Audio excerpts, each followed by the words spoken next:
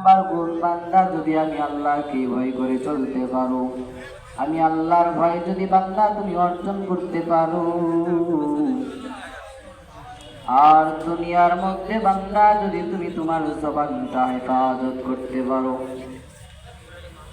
আমি আল্লাহর ভয় যদি বান্দা তোমার অন্তরের মধ্যে সেট করে নাও, আর তোমার জবানটা যদি বান্দা তুমি হেফাজত করো, এই দুইটা গুণ যদি তুমি অর্জন করতে পারো, আমি আল্লাহ তাআলা তোমার গুনাহগুলোকে আমি আল্লাহ তাআলা ক্ষমা করে দেব। তোমার ত্রুটিযুক্ত আমলগুলো আমি আল্লাহ তাআলা ত্রুটি মুক্ত করে দেব। ভুল আমলগুলো আমি আল্লাহ সংশোধন করিয়া দেব,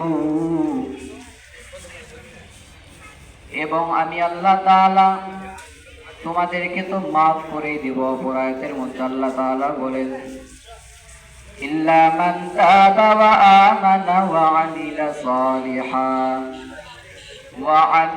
সালিহান ফাউলাইকা ইউবাদদিলুল্লাহু সাইয়্যাতিহিম হাসানাত।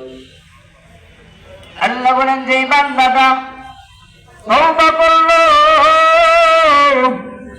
আমি আল্লাহর দরবারে তওবা যে বান্দা করতে পারবে, তওবা করার পর ঈমান আনলো এবং সৎ আমলগুলো যে বান্দা করতে পারবে, আমি আল্লাহ তাআলা তার জীবনের যতগুলো গুনাহ আছে সমস্ত গুনাহগুলোরে মাফ করিয়া দেব।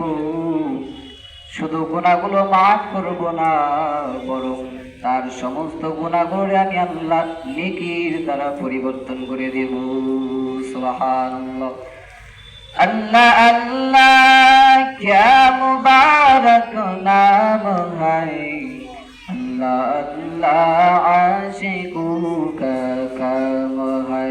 या इलाही मुझको मुझसे दूर कर, ताकि देखो मुझ में तुझको एक नजर।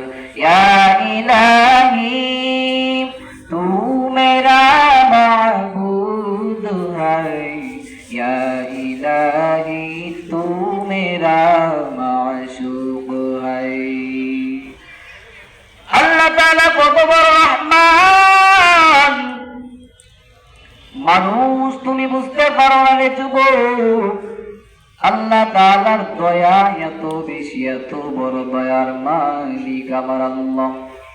আল্লাহ বলে, বান্দারে তুমি দুনিয়ার বুকে কত গুনাহ করেছো, কি পরিমাণ গুনাহ করেছো।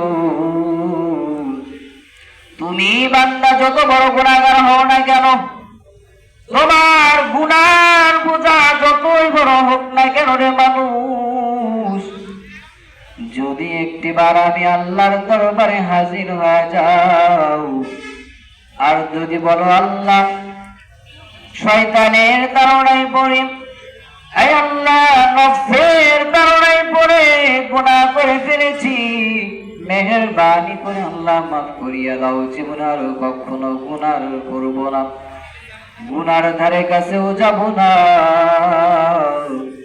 একটিবার যদি বান্দা তুমি তওবার দরওয়াজায় ফিরিয়া আসো, তোমার গুনাহ যত বড়ই হোক না কেন, আমি আল্লাহ তোমার সমস্ত গুনাহগুলোরে মাফ করিয়া দেব।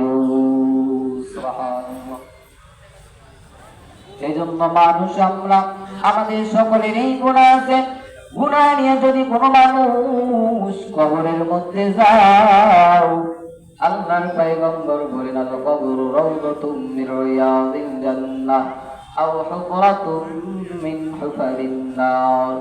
মানুষ যদি তুমি গুনাহগার হয়ে কবরের মধ্যে যাও, এই গুনার কারণে তোমার কবরটা জাহান্নামের গর্ত হয়ে যাবে। আর যদি মানুষ তুমি নেক আমল করে নেককার হয়ে কবরের মধ্যে যাইতে পারো, বান্দা তোমার কবরটা জান্নাতের বাগান বানায়া দিবি। সুবহানাল্লাহ। সময় সংক্ষিপ্ত, আজান হবে।